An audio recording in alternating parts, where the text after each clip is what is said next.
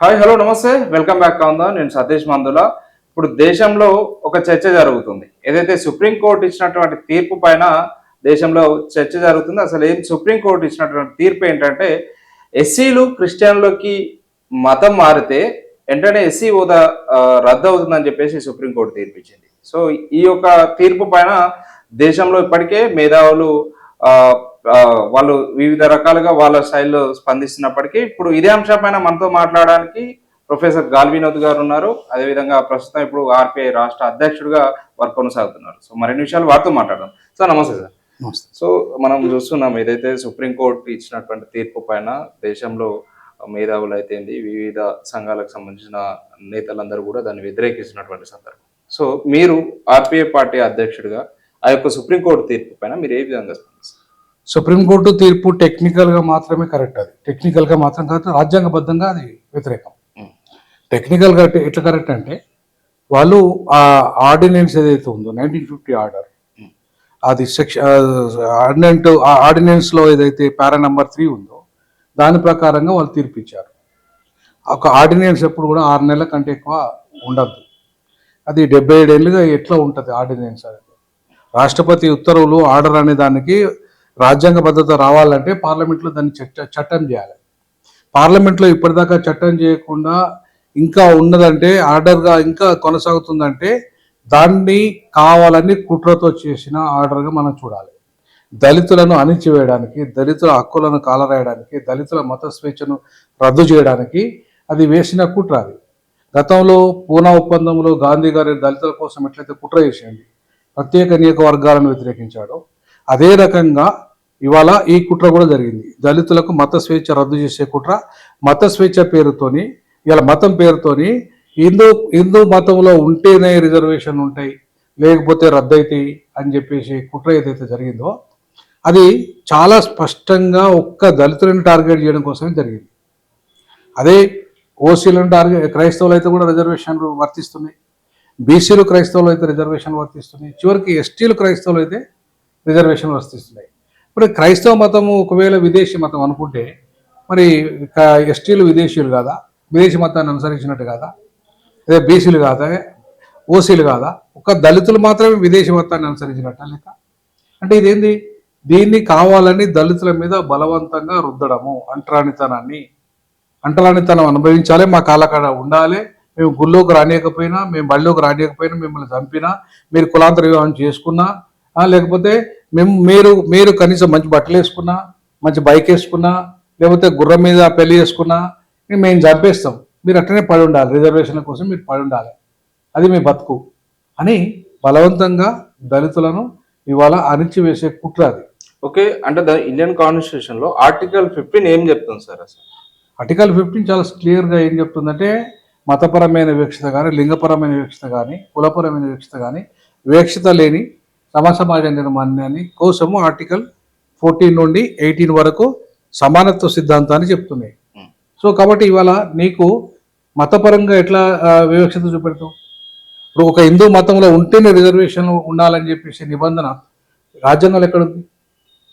రాజ్యాంగంలో ఆర్టికల్ 366 ఉంది, షెడ్యూల్ కులాల డెఫినేషన్ ఉంటుంది. అందులో ఆర్టికల్ 341 ఉంది, దాంట్లో లిస్ట్ ఉంటుంది. అక్కడ ఎక్కడ కూడా హిందూ మతంలో ఉన్న వాళ్ళు మాత్రమే, వాళ్ళకు మాత్రమే రిజర్వేషన్ వర్తిస్తాయని ఇక్కడ చెప్పలే.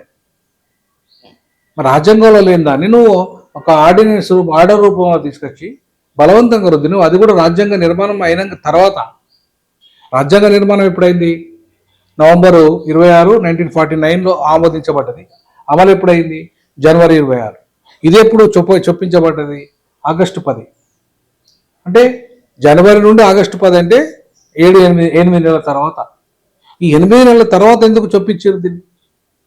అంతకుముందు ఇది పార్లమెంట్లో చర్చ జరిగింది, ఇది రాజ్యాంగ నిర్మాణ సభలో చర్చ జరిగింది, దాన్ని వ్యతిరేకించారు. ఇవాళ ఈవెన్ బాబు జగజ్జీవన్ రామ్ లాంటి వాళ్ళు కూడా వ్యతిరేకించారు, అంబేద్కర్ లాంటి వాళ్ళు కూడా వ్యతిరేకించారు.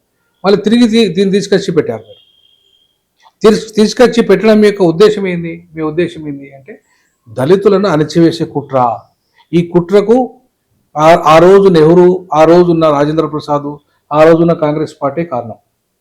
ఈ కాంగ్రెస్ పార్టీ మనం అనుకుంటాం ఒక్క బీజేపీ ఆర్ఎస్ఎస్ఏ ఇవాళ దళితులను అణచివేస్తుంది లేదా మన ధర్మాన్ని పాటిస్తుంది, అంటరానితనాన్ని పాటిస్తాను అనుకుంటాం. కానీ కాంగ్రెస్ పార్టీ అసలు కారణం కాంగ్రెస్ పార్టీ.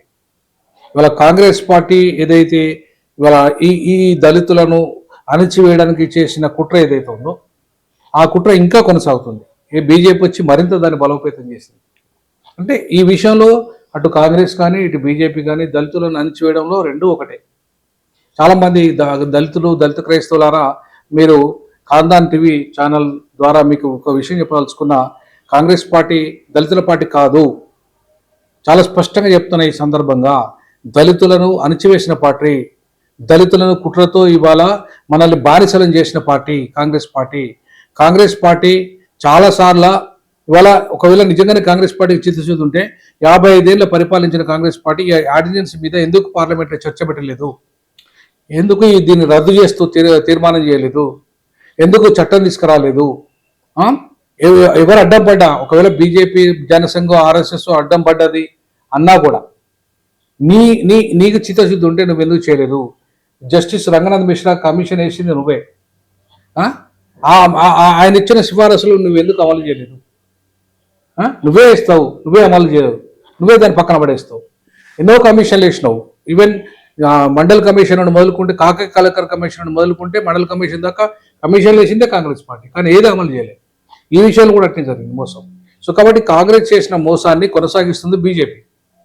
సో ఆ బీజేపీ కుట్రలో భాగంగానే ఇవాళ సుప్రీంకోర్టు కూడా ఆ కుట్రను బలపరుస్తూ ఇవాళ, ఎందుకంటే సుప్రీంకోర్టు కూడా అగ్రవర్ణాల చేతుల్లోనే ఉంది. మొత్తం ఇప్పటికీ కూడా సుప్రీంకోర్టులో 63% అగ్రవర్ణాలే ఉన్నారు. దళితులకు వ్యతిరేకమైన తీర్పులు వస్తున్నాయి, దళితుల అణిచివేసే తీర్పులే వస్తున్నాయి చాలా వరకు. కారణం ఏంటంటే సుప్రీంకోర్టు ఇప్పటికీ రిజర్వేషన్లు లేకపోవడం, సుప్రీంకోర్టులో బీసీ ఎస్సీలకు సరైన ప్రాతినిధ్యం లేకపోవడం, హైకోర్టులలో లేకపోవడమే దీనికి ప్రధాన కారణం. సో కాబట్టి ఇవాళ మనం దళిత ప్రజలారా, దాదాపు ఈ దేశంలో 45 కోట్ల మంది దళితులు మీరు ఉన్నారు. అందులో 40 కోట్ల మంది దళిత క్రైస్తవులు ఉన్నారు. ఈ 40 కోట్ల మంది దళిత క్రైస్తవులు ఎవరైతే ఉన్నారో, మీరు దలుచుకుంటే ఈ దేశంలో ప్రధానమంత్రి అధికారంలోకి రాడు. మీరు దలుచుకుంటే ఈ దేశంలో రాష్ట్రాలలో ముఖ్యమంత్రులు అధికారంలోకి రారు. మీరు దలుచుకుంటే మీరు మీ ఓటు కనుక ప్రాపర్గా వాళ్ళకు మీకు వ్యతిరేకమైన పార్టీలు కనుక వేయకుండా ఉంటే ఖచ్చితంగా ఈ పార్టీలు అధికారంలోకి రావు. మరి ఆ విషయాన్ని ఇలా ముస్లింలకు అనుకూలమైన పార్టీలకు వేసుకుంటున్నారు. మరి క్రైస్తవులకు అనుకూలమైన పార్టీలు మీరు ఎందుకు వేసుకోకూడదు? ఆర్పీఐ పార్టీ చాలా స్పష్టంగా చెప్తున్నది, ఇవాళ దళిత క్రైస్తవులకు ఎస్సీ హోదాకు మేము కట్టుబడి ఉన్నాము. మేము పార్లమెంటులో దీన్ని మేము పార్లమెంటు మీరు పంపండి మమ్మల్ని, మేము దీన్ని లేవనెత్తుతాం. ఇది మొత్తం రద్దు అయ్యేదాకా కొట్లాడతాం. ఇప్పటికీ కొట్లాడుతున్నాం, ఖచ్చితంగా భవిష్యత్తులో కూడా కొట్లాడతాం. ముఖ్యంగా మీరు ప్రజలారా, ముఖ్యంగా దళిత క్రైస్తవులారా, మీరు మాకు అధికారం ఇవ్వండి. దళిత ముస్లింలారా, మీరు అధికారం ఇవ్వండి. మేము ఖచ్చితంగా మీ సమస్యను పరిష్కరిస్తాం. అంతేగాని మీకు మోసం చేసే కాంగ్రెస్ పార్టీకి, మిమ్మల్ని మోసం చేసే బీజేపీ పార్టీకి, మిమ్మల్ని పట్టించుకొని బీఆర్ఎస్ పార్టీకి, మిమ్మల్ని పట్టించుకొని మిగతా పార్టీలు ఏవైతే కమ్యూనిస్టు పార్టీలకు ఓట్లేసి మోసపోకండి అని చెప్పేసి ఈ సందర్భంగా నేను దళిత క్రైస్తవులు. ఇంకో విషయం సార్, అయితే ప్రత్యేకంగా ఎస్సీలే ఎందుకు క్రిస్టియన్లకు పోతే మారుతుంది అంటారు. దాంట్లో దాదాపు ఇప్పుడు క్రిస్టియానిటీలోకి చాలా మంది పోయినారు. ఓసీస్ ఉన్నారు, బీసీలు ఉన్నారు, వేరే వేరే మతాలకు చెందిన వాళ్ళు కూడా క్రిస్టియన్ మతంలోకి చేరారు. ప్రత్యేకంగా ఎస్సీల మీద ఎందుకు ఇలా చేయడం జరిగింది? ఇంకో విషయం ఏంటంటే ఎస్సీలు ప్రత్యేకంగా క్రిస్టియన్లకు మారడానికి కారణాలు ఏంటి? ప్రధానంగా ఎస్సీలను ఎందుకు టార్గెట్ చేశారంటే, ఆ రోజు మిషనరీస్ వచ్చినప్పుడు కూడా ఎక్కువ మంది క్రైస్తవులుగా మారినారు దళితులే, ఎస్సీలే. ఎందుకు మారారు అంటే, హిందూ దేవాలయాలకు వాళ్ళని రానియలేదు, వాళ్ళను హిందీ స్కూల్స్లకు రానియలేదు, వాళ్ళ యొక్క హాస్పిటల్స్కి రానియలేదు. వాళ్ళ ఏవైతే సంస్థలు వాళ్ళు పెట్టారో వాళ్ళ గుళ్ళు గోపురాలు ఎక్కడ వాళ్ళని రానియలేదు, నిషేధించారు. మరి ఎక్కడ పోవాలి? ఇప్పుడు నువ్వు రానియకుండా, నేను నీళ్ళు తాగనీయకుండా, నీకు అన్నం పెట్టకుండా, నేను స్కూల్లోకి రానియకుండా, నీకు అధికారం రానియకుండా, నీకు నువ్వు సంపాదించుకోవడానికి అరువులు కాదు, నువ్వు అధికారం చేయడానికి అరువులు కాదు, నువ్వు చదువుకోవడానికి అరువులు కాదు అని చెప్పే మతంలోకి పోవాలా? వీటన్నిటికీ అర్హత నేను ఇస్తున్నా అని చెప్పే మతంలోకి పోవాలా? సహజంగా దళితులను హక్కును చేర్చుకున్న మతం క్రైస్తవ మతం. పాస్టర్లను చేసిన మతం క్రైస్తవం. నీ దాంట్లో పూజారి అవుతాడు దళితునికి అసలు పూజారి అయ్యే అర్హత ఉందా నీ మతంలో? ఎందుకో నీ మతంలో ఉంటాడా? నేను అణిచివేస్తూ అన్యాయం చేస్తూ అంటాని వాడిగా దుర్మార్గంగా ఒక జంతువుని ముట్టుకుంటూ ఒక మనిషిని ముట్టుకోను. జంతువు అంటే పెండల తిరిగిన జంతువు అయినా, బురదల పంది అయినా నువ్వు ముట్టుకుంటావు, నువ్వు దేవుళ్ళని మొక్కుతావు. కుక్కరైన దేవత అంటావు, కానీ నీ తోటి మనిషిని ప్రేమించని నీ మతం అందులో ఎందుకు ఉండాలి? ఈ మనిషిని మనిషిగా చూడని మతంలో ఎందుకు ఉండాలి?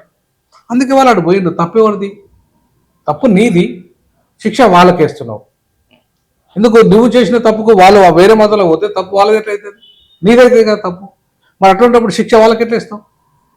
కాబట్టి ఆ మతంలో పోతే నీకు రిజర్వేషన్ వద్దని చెప్పేసి చెప్పి చేసే హక్కు ఎవరిచ్చారు నీకు అంటున్నా. వాళ్ళ ఆ రోజు బాబాసాహెబ్ అంబేద్కర్ కూడా అన్ఫార్చునేట్గా ఏంటంటే లా మినిస్టర్, ఇదైతే ఎప్పుడైతే చొప్పించబడ్డదో అప్పుడు ఆయన లా మినిస్టరే ఉన్నారు. మరి బాబాసాహెబ్ అంబేద్కర్ గారు ఎందుకు పట్టించుకోలేదు, మరి ఎందుకు సైలెంట్గా ఉన్నారో నాకు అర్థం కాలేదు. కానీ ఈ విషయంలో అది ఎప్పుడైతే 1950 ఆగస్టులో వచ్చిందో, బాబాసాహెబ్ అంబేద్కర్ 51 సెప్టెంబర్ వరకు ఉన్నారు మినిస్టర్గా, లా మినిస్టర్గా. వారు హిందూ కోడ్ బిల్లు కోసం అయితే రాజీనామా చేశారు. కానీ ఇప్పుడే ఈ దళితుల గురించి, అందులో అప్పుడు బుద్ధిస్టులు కూడా రిజర్వేషన్ అర్హులు కాదు, బుద్ధిజం తీసుకుంటే. సిక్కులు తీసుకుంటే కూడా అర్హులు కాదు అప్పుడు. తర్వాత మళ్ళీ వాళ్ళు పోరాటం చేసిన తర్వాత వాళ్ళకు 56లో సిక్కులకు వచ్చింది, 90sలో బుద్ధిస్టులకు వచ్చింది. ఇప్పుడు ఓన్లీ ఇస్లాం క్రిస్టియన్లకు అదే విదేశీ మతాలు అంటున్నావు. విదేశీ మతాలు అన్నప్పుడు మరి ఓసీలు ఈడబ్ల్యూఎస్ రిజర్వేషన్ అనుభవిస్తున్నారు, దాంట్లో చాలా మంది క్రైస్తవులు ఉన్నారు. మరి వాళ్ళు విదేశీ మతం అనుభవిస్తున్నట్టుగా బీసీలు ఉన్నారు, వాళ్ళు కూడా ఆ విదేశీ మతమైన క్రైస్తవ మతంలో ఉంటూ వాళ్ళు రిజర్వేషన్ అనుభవిస్తున్నారు, బీసీ రిజర్వేషన్. అలాగే చివరికి ఎస్టీలు కూడా వాళ్ళు కూడా విదేశీ మతాన్ని అనుసరిస్తూ రిజర్వేషన్లు, ఈ స్వదేశీ రిజర్వేషన్ పొందుతున్నారు. మరి ఈ వర్గాలకు లేదు, ఎస్సీలకే నువ్వెందుకు రిజర్వేషన్ రద్దు చేసినావు? ఎందుకు? కారణం ఏంటిది అంటే ఎస్సీలు ప్రశ్నిస్తారు, ఎస్సీలు నిలదీస్తారు నేను. కాబట్టి ఇవాళ వాళ్ళని నువ్వు కుట్ర చేసి అలా అణిచేసి నీ కాలకడ ఎందుకు ఉండాలి? ఈ దేశాన్ని నవనిర్మాణంలో ఎస్సీల పాత్ర కీలకం. ఈ దేశాన్ని పాయకంలో కాంచెలు కడుక్కుంటూ వస్తున్నాం. ఈ దేశంలో భారతదేశ ప్రధానమంత్రి ఉన్న కార్యాలయాన్ని శుభ్రం చేసేది మా వాళ్ళే, ఊర్లో ఉన్న చిన్న గ్రామ పంచాయతీని శుభ్రం చేసేది కూడా మా వాళ్ళే. మరి అక్కడ నుండి గ్రామ సర్పంచ్ నుండి మొదలుకుంటే, పంచాయతీ నుండి మొదలుకుంటే పార్లమెంట్ వరకు మా వాళ్ళే పనిచేస్తున్నారు. మరి మా వాళ్ళే ఈ దేశాన్ని శుభ్రంగా వస్తున్నారు, మా వాళ్ళే ఈ దేశ నవనిర్మాణంలో ఉన్నారు, మా వాడే ఈ దేశాన్ని రాజ్యాంగం రాశాడు. అవునా? ఈ దేశం నడుస్తుందంటే మా వల్ల. మరి మమ్మల్ని ఇవాళ నువ్వు మనుషులుగా చూడకపోతే, మమ్మల్ని ఇవాళ మీరు కనీసం పురుగులా చూస్తే, మా రిజర్వేషన్ రద్దు చేస్తే మరి మీకు ఎంతకాలం భరించాలి? ఈ దేశంలో ఉంటే మాకు లాభం ఏంది? మరి ఇవాళ ఈ దేశ ప్రజాస్వామ్యాన్ని, ఈ దేశ పునర్నిర్మాణాన్ని, ఈ దేశ రాజ్యాంగాన్ని, ఈ దేశంలో మొత్తం దేశాన్ని నిర్మాణం చేసిన మేమే, ఈ దేశ మూలవస్థలమైన మేమే.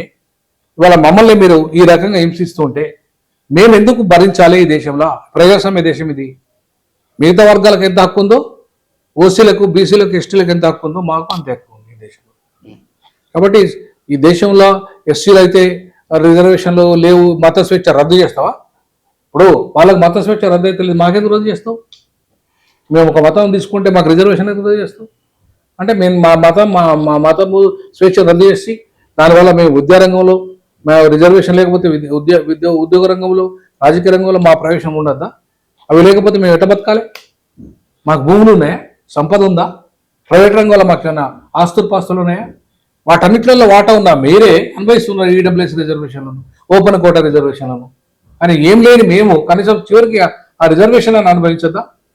కాబట్టి వాళ్ళ ఈ దళితులను వాళ్ళు ఈ దేశంలో ప్రధానమంత్రి కావద్దు, ముఖ్యమంత్రి కావద్దు, ఈ దేశంలో కీలకమైన పోస్టులలో ఉండొద్దు, ఐఏఎస్లు కావద్దు, ఐపీఎస్లు కావద్దు, వాళ్ళకి అసలు మతం కూడా ఉండొద్దు, మత స్వేచ్ఛ కూడా రద్దు చేద్దామని చెప్పేసి కుట్ర చేస్తున్న ఈ విధానం ఏదైతే ఉందో దీన్ని పూర్తి స్థాయిలో న్యాయ వ్యవస్థ సమర్థించడం అయితే అది రాజ్యాంగ వ్యతిరేకం. ఒక విధంగా సార్ మీరు కుట్ర చేస్తుందని అంటున్నారు. అదే ఎస్సీలకు సంబంధించి నరేంద్ర మోడీ మందకృష్ణ మాదేవ్ గారిని మన హైదరాబాద్లో పర్యటన గ్రౌండ్ మీటింగ్ వేదికగా ఆయన ఆలింగనం చేసుకున్నాడు. ఆ సందర్భం మనం చూసినాం. అదేవిధంగా ఎస్సీల కోసం ఏబిసిడి వర్గీకరణ కూడా తీసుకొచ్చినారు. సో మీరు కుట్ర చేస్తున్నట్టు మరి దాన్ని ఏ కోణంలో చూడొచ్చు? మరి ఇప్పుడు మందకృష్ణ మాదేవ్ గారు కవలించుకోవడమే పెద్ద కుట్ర. మందకృష్ణ మాదేవ్ గారిని కవలించుకోవడమే పెద్ద కుట్ర. అంటే మీరు అన్నారు కదా మమ్మల్ని ముట్టుకోవడానికి ఇష్టపడతలేరు. ఏమంటున్నా ముట్టుకోవడానికి ఇష్టపడుతున్నారంటే ఒక మందకృష్ణ బహిరంగ ముట్టుకున్నంత మాత్రాన మొత్తం ఊర్లో ఉన్న మాదిగని ముట్టుకున్నట కాదు కదా. అదే మందకృష్ణ చెప్పానండి, ఎంతమంది మాదిగల మీద అత్యాచారం జరుగుతున్నాయి.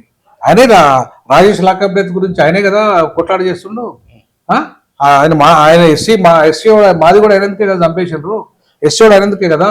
కానీ ఒక రెడ్డి పోలీసు మీద చర్య తీసుకోవట్లేదు రేవంత్ రెడ్డి. అంటే ఒక ఎస్సీ చచ్చిపోతే దిక్కు దివారం లేదన్నట్టే కదా. ఇప్పుడు అంత పోరాటం చేస్తే ఇంతవరకు పోలీస్ అయినా సస్పెండ్ చేయాలి రెడ్డిని. లాకప్ డెత్ జరిగిందనేది వాస్తవము. మరి ఇంకా ఇప్పటికీ ప్రూవ్ అయిన విషయం కూడా సస్పెన్షన్ కూడా చేయట్లేదు. మరి ఏంటి మన బతుకులు, దళితుల బతుకులు, మాదిగల బతుకులు ఏంది? విలువలైన బతుకులు అయిపోయింది కదా. మరి మందకృష్ణ గారు చెప్పమనండి, ఇంకా మాదిగల మీద అన్యాయాలు జరుగుతలేవని చెప్పి, అంటరానితనం జరుగుతలేదని చెప్పమనండి చూద్దాం. మందకృష్ణ గారిని గౌరవించుకున్నది మాత్రాన మాదిగలందరినీ గౌరవించుకున్నట్టు కాదు. అర్థమైందా? ఇవాళ మందకృష్ణ గారి వర్గీకరణలో కూడా దుర్మార్గమైన అదేమైందంటే దళిత క్రైస్తవులకు ఆ వర్గీకరణ చట్టం వర్తించదు. ఆ మందకృష్ణ స్వయంగా దళిత క్రైస్తవుడు, మందకృష్ణ భార్య దళిత క్రైస్తవురాలు, మందకృష్ణ పిల్లలు దళిత క్రైస్తవులు. మరి మందకృష్ణ ఎందుకు దళిత క్రైస్తవుల గురించి మాట్లాడాడు? ఎందుకు మాట్లాడాడు? మనది కుట్ర కదా. నువ్వు దళిత క్రైస్తవుడే అండి, నువ్వెందుకు మాట్లాడవు? దళిత క్రైస్తవులకు ఇంత అన్యాయం జరుగుతుంటే నీ ఇంట్లోనే దళిత క్రైస్తవులను పెట్టుకొని, నీ కుటుంబంలో దళిత క్రైస్తవులను పెట్టుకొని నువ్వు మాట్లాడకపోతే ఇవాళ ఏంటి అర్థం? అంటే ఇవాళ నువ్వు నీ మతాన్ని, నీ పిల్లలు ఆచరించే మతం గురించి కూడా స్వేచ్ఛగా నువ్వు మాట్లాడే స్వేచ్ఛ నీకు లేదు. మరి అటువంటిప్పుడు ఇతర మతాల గురించి గొప్పగా చెప్పుకునే పరిస్థితి నీకు ఉన్నది. మరి నీ మతం గురించి మాట్లాడుకోవా? మరి ఇవాళ అందుకే నేను ఏమంటానంటే, మందకృష్ణ గారి కుటుంబంలోనే క్రైస్తవులు ఉన్నారు, ఆయన స్వయంగా క్రైస్తవుడు, ఆ విషయాన్ని ఎక్కడ చెప్పుకోడు. ఇక్కడ సామాన్య క్రైస్తవులు చెప్పుకుంటారు, ఎంత పెద్ద జాతీయ నాయకుడు చెప్పుకోలేని పరిస్థితుల్లో ఉంటే. సామాన్యుడు మీ క్రైస్తవులను చెప్పుకుంటే ఇవాళ రిజర్వేషన్ రద్దంటాడు. సామాన్యుడు మేము క్రైస్తవుడు అని బైబిల్ పట్టుకొని పోతే రిజర్వేషన్ రద్దంటాడు. మేము వాళ్ళ పేర్ల ఒక డానియల్ అనో లేకపోతే ఇంకేదో పేరుంటే, క్రైస్తవ పేరుంటే వాడికి సర్టిఫికేట్ ఇస్తలేరు, వాడికి రిజర్వేషన్ రద్దు చేస్తూ ఉంటాం. మరి రేపు ఐపీఎస్లో అయిన వాళ్ళు చాలా మంది చర్చలకు పోతారు. మరి వాళ్ళంతా ఉద్యోగాలు రేపు ఓడగొడతారు కదా, వాళ్ళకి ప్రమాదం రాబోతుంది కదా. మరి దీన్ని పరిష్కరించాల్సింది ఎవరు? దీన్ని పసిగట్టాల్సింది ఎవరు? దీనికోసం పోరాటం చేయాల్సింది ఎవరు? మందకృష్ణ లాంటి వాళ్ళే కదా. మరి వాళ్ళే సైలెంట్గా ఉంటే దీన్ని ఏమనాలా మనం? కాబట్టి మందకృష్ణ గారు ఒకరు, ఆయన మోడీ గారు కవలించుకున్నది మాత్రాన ఆ మోడీ గారు వాళ్ళ స్వయంగానే ఆ పార్టీ ఆనాడు వాజ్పేయి నుండి మొదలుకుంటే ఈనాడు మోడీ వరకు స్వయంగా మేము దళిత క్రైస్తవులకు రిజర్వేషన్లు ఇవ్వమని సుప్రీంకోర్టు అఫిడవిట్లు ఇచ్చింది. దాన్ని మందకృష్ణ గారు ఆ ఇవ్వడాన్ని నేను సమర్థిస్తానని చెప్పానండి, బహిరంగ చెప్పానండి. మేము దళిత క్రైస్తవులకు రిజర్వేషన్లు ఇవ్వమని చెప్తున్న బీజేపీని సపోర్ట్ చేస్తాము, దళిత క్రైస్తవులకు ఇవ్వాల్సిన అవసరం లేదని చెప్పానండి. చూస్తా, వాళ్ళ మతం అనేది భారత రాజ్యాంగంలో ఎవరికైనా స్వేచ్ఛ ఉంది. ఆర్టికల్ 25 నుండి 28 వరకు ఏ మతానైనా నువ్వు స్వీకరించన్నది. మరి నేను ఒక మతానికి వెళ్ళిపోయినా నా కులం మారుతుందా? మా కుటుంబం ఉందండి, ఫర్ ఎగ్జాంపుల్ నా కుటుంబం ఉంది, నేను బుద్ధిస్టు, ఒక్క నిమిషం, నేను బుద్ధిస్టు, మా ఆవిడ హిందువు, మా అమ్మ క్రైస్తవురాలు, మేము ముగ్గురం మాదిగలమే కదా. మా అమ్మ మాదిగనేగా, నా భార్య మాదిగనేగా, నేను మాదిగనేగా. మా కులం మారిందా? మరి మతం మారింది మాది. మా ఆవిడ హిందూ, మా అమ్మ క్రైస్తవురాలు, నేను బుద్ధిస్టు, మా ముగ్గురు మతాలు వేరు, అటు మా కులం ఒక్కటేగా. ఈ దేశంలో మతం మార్చుకునే అధికారం రాజ్యాంగం కల్పించింది, స్వేచ్ఛను కల్పించింది. కానీ కులాన్ని మార్చుకునే అధికారం ఉందా? కులపరంగా ఇచ్చిన రిజర్వేషన్లకు మతంతో ఎట్లా ముడిపెడతారు మీరు? ఎందుకు ముడిపెడుతున్నారు మీరు? కులపరంగానే ఎక్కడన్నా మతము అనే డెఫినేషను హిందూ మతం ఉంటేనే అని రిజర్వేషన్ వర్తిస్తాయని ఆర్టికల్ 366లో ఉందా? 360లో ఉందా? అట్లాగే 341 ఆర్టికల్ మీరైతే చెప్తున్నారో దాంట్లో ఉందా? ఈ ఆర్డినెన్స్ పనికిరాని ఆర్డినెన్స్ ఎంతకాలం ఉంటుంది? ఒక ఆర్డినెన్స్ ఎప్పుడైనా 6 నెలల కంటే ఎక్కువ ఉండదు. 77 ఏళ్ళు ఉంటుంది ఆర్డినెన్స్, అమల్లో ఉంటుందా? దాని మీద ఎందుకు మాట్లాడతలేరు? న్యాయ వ్యవస్థ కూడా ఎందుకు స్పందిస్తలేదు? సో కాబట్టి న్యాయ వ్యవస్థ అదేదో పనికిరాని ఆర్డర్ని పట్టుకొని అది ఇవాళ మా బతుకు మీద అది మొత్తం మా బతుకునే ఆగం చేసిన రాజ్యాంగ వ్యతిరేకమైన ఆర్డినెన్స్. ఇవాళ మా ప్రాథమిక హక్కు రిజర్వేషన్లు, భారత రాజ్యాంగ మౌలిక సూత్రం అండి రిజర్వేషన్లు. మౌలిక సూత్రానికి విరుద్ధంగా తీర్పులు ఇవ్వచ్చా న్యాయ వ్యవస్థ, గౌరవ న్యాయ వ్యవస్థ? రాజ్యాంగ మౌలిక సూత్రానికి విరుద్ధంగా ఆర్డినెన్స్ ఏమన్నా రాజ్యాంగ మౌలిక సూత్రంలో భాగంగా ఉందా? ముస్లిం మతస్థులకు రిజర్వేషన్ ఇస్తున్నారు సామాజిక వెనుకబాటు ఆధారంగా అంటే అది రాజ్యాంగం ఒప్పుకోలే అంటారు. ఆ? రాజ్యాంగం మతపరమైన రిజర్వేషన్ ఒప్పుకోలే అంటున్నారు కదా.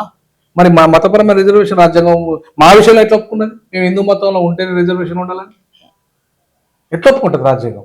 ఎట్లా న్యాయ వ్యవస్థ ఎట్లా స్వీకరిస్తుంది? ఇదే న్యాయ వ్యవస్థ ఈ ముస్లింల విషయంలో మతపరమైన రిజర్వేషన్లు చెల్లుబాటు కదన్నారు. మరి మా ఈ హిందూ మతం ఉంటేనే ఆ మతంలో ఉంటేనే రిజర్వేషన్ అంటే మరి ఇది మతపరమైన రిజర్వేషన్ కింద రాదా? మరి మా ఎట్లా చెల్లుబాటు అయితే? అట్లా అనుకుంటే బుద్ధిస్టులకు ఎట్లా ఇచ్చిన వాళ్ళ మతం కాదా? అట్లా అనుకుంటే సిక్కులకు ఎట్లా ఇచ్చిన అది మతం కాదా? అంటే ప్రత్యేకంగా ఎందుకు మరి క్రిస్టియానిటీ మీదనే ఎందుకు నేను ఏమంటున్నా, క్రిస్టియానిటీలో సమానత్వం ఉన్నది కాబట్టి అక్కడ పాస్టర్లు అవుతున్నారు కాబట్టి దళితులు ఐఏఎస్లు ఐపీఎస్లు అయ్యి పెద్ద పెద్ద చదువులు చదివి విదేశాల పోయి సెటిల్ అయినరు. బ్రాహ్మణిజం ఈ దేశంలో బ్రాహ్మణిజం చెప్పు చేతుల కాడ ఉండాల్సిన వీళ్ళు, గూసి పెట్టుకొని ఉండాల్సిన వీళ్ళు ఇవాళ మొత్తం బ్రాహ్మణులతో సమానంగా లేదంటే అగ్రవర్ణాలతో సమానంగా ఇలా ఎంపీలు అవుతారు, మంత్రులు అవుతారు, ముఖ్యమంత్రులు అవుతారు, దేశ ప్రధానమంత్రులు అవుతారు. ఇది మన ధర్మానికి విరుద్ధం కదా. మరి మన ధర్మానికి విరుద్ధమైనప్పుడు సనాతన ధర్మానికి విరుద్ధం కదా. సనాతన ధర్మానికి విరుద్ధం అయితే వాళ్ళు ఒప్పుకుంటారా? ఈ మన ధర్మం వాళ్ళు ఒప్పుకుంటారా? ఈ హైందవాదులు ఒప్పుకుంటారా? హిందూ మతంలో కులం లేదు, వర్ణం లేదు. చాలా స్పష్టంగా చెప్తున్నా, హిందూ మతంలో కులం లేదు, వర్ణం లేదు. ఆది హిందూ మతంలో అసలే లేదు. ఇవి ఎట్లా వచ్చినాయి? ఇవన్నీ వర్ణం కులం ఎక్కడికి వెళ్ళి వచ్చింది? ఎవడు సృష్టించాడు ఈ వర్ణాన్ని కులాన్ని? ఆ సృష్టించిన వాడు ఈ అంటరాని దానాన్ని ఎట్లా పెట్టాడు మాకు? అసలు మేము ఈ వర్ణ వ్యవస్థలో మేము భాగస్వామ్యం కాదు. దళితులు లేరు అలా వర్ణ వ్యవస్థలో. బ్రాహ్మణులు, క్షత్రియులు, వైశ్యులు, శూద్రులే ఉన్నారు. మేము భాగం కానే కదా అలా. మేము అవర్ణులం. మమ్మల్ని తీసుకొచ్చి కుల వ్యవస్థలో పెట్టి మమ్మల్ని తీసుకొచ్చి ఇలా అంటరాని వాళ్ళు చేసి మమ్మల్ని తీసుకొచ్చి ఇలా మీకు రిజర్వేషన్లు క్రైస్తవ మతంలో పోతే లేవని అంటే మిగతా వాళ్ళందరికీ త్రివర్ణాలకు ఉంటాయి, మాకు మాత్రమే రద్దు అవుతాయా? వాళ్ళు క్రైస్తవ మతం తీసుకుంటే విదేశీ మతం కాదు, మేము తీసుకుంటే విదేశీ మతమా? ఇది ఎక్కడండి? దీని ఎట్లా సమర్థిస్తే న్యాయ వ్యవస్థ? కాబట్టి దయచేసి న్యాయ వ్యవస్థను నేను ఒకటే రిక్వెస్ట్ చేస్తాను, ఒక లా ప్రొఫెసర్గా మీరు దయచేసి రియాలిటీలో చూడండి. ఊరికే ఆ టెక్స్ట్లో ఉందని ఓ టెక్నికల్ అంశాన్ని పట్టుకొని మీరు తీర్పులు ఇస్తే మొత్తం 30-40 కోట్ల మీద ప్రభావం పడుతుంది. ఇలా దళితులు అభద్రతా భావంలో ఉన్నారు. పాపం వాళ్ళు క్రైస్తవ మతం తీసుకొని అటు క్రైస్తవ మతం చెప్పుకోలేని పరిస్థితి, ఇటు హిందూ మతంలో వాళ్ళ సర్టిఫికెట్లో మాత్రం హిందూ మతం ఉంటుంది, వాళ్ళు మాత్రం పోయేది చర్చికి. మరి మతం మాత్రం అంటే అధికారికంగా అయితే వాళ్ళు హిందువులు, అనధికారికంగా క్రైస్తవులు. ఈ పరిస్థితి, గడ్డు పరిస్థితి, ఈ ద్వంద్వ వైఖరి జీవన విధానము, రెండు రకాల జీవన విధానము ఒక్క దళితులకే ఈ దేశంలో ఎందుకు ఉండాలి? దీన్ని రద్దు చేయాల్సిన అవసరం ఉంది. రాజ్యాంగ వ్యతిరేక, మానవ హక్కుల వ్యతిరేక, ఇవాళ మత స్వేచ్ఛకు వ్యతిరేకమైన, ప్రాథమిక హక్కులకు వ్యతిరేకమైన 1950 ఆర్డర్ ప్యారా నెంబర్ 3 వెంటనే రద్దు చేసి ఈ దేశంలో దళితులకు మత స్వేచ్ఛను, రాజ్యాంగ హక్కులని, ప్రాథమిక హక్కులని కల్పించాల్సిన బాధ్యత గౌరవ న్యాయమూర్తుల మీద ఉంది. రాజ్యాంగానికి లోబడి తీర్పులు ఇవ్వాల్సిన పరిస్థితి ఇవాళ గౌరవ న్యాయమూర్తుల మీద ఉంది. అందుకు విరుద్ధమైన తీర్పులు ఇస్తానంటే అది గౌరవ న్యాయమూర్తులుగా నేను వదిలేస్తున్నా. టెక్నికల్ అంశాల మీదనే కాకుండా దయచేసి మీకు డిస్క్రిషనరీ పవర్ కూడా ఉంది. డిస్క్రిషనరీ పవర్ ఉన్నప్పుడు డిస్క్రిషనరీ పవర్తోని మీరు ఒకసారి రియాలిటీగా ఆలోచిస్తే ఒక్క దళితులకు మాత్రమే ఇవాళ మత స్వేచ్ఛ రద్దు చేస్తున్నా, రిజర్వేషన్లు రద్దు చేయడం వల్ల విద్యా హక్కు, ఉద్యోగ హక్కు, రాజకీయ హక్కు కాలరాయబడితే ఇది న్యాయం ఎట్లయితుందని నేను గౌరవ న్యాయమూర్తులకు ఈ సందర్భంగా అంటే ఈ అంశం పైన మీరు ఆర్పిఐ నుండి ఏ స్టాండ్ తీసుకోబోతున్నారు? మేము ఆర్పిఐ నుండి ఖచ్చితంగా దీని మీద మళ్ళీ రివ్యూ పిటిషన్ వేయాలనుకుంటున్నాం. తీర్పు మీద ఖచ్చితంగా మేము మళ్ళీ రిట్ పిటిషన్ కూడా ఒకటి వేద్దాము, బాధితుల పక్షాన రిట్ పిటిషన్ ఇద్దాం అనుకుంటున్నాం. ఫ్రెష్ ఆల్రెడీ 2004 నుండి ఒక పిటిషన్ పెండింగ్ లో ఉంది.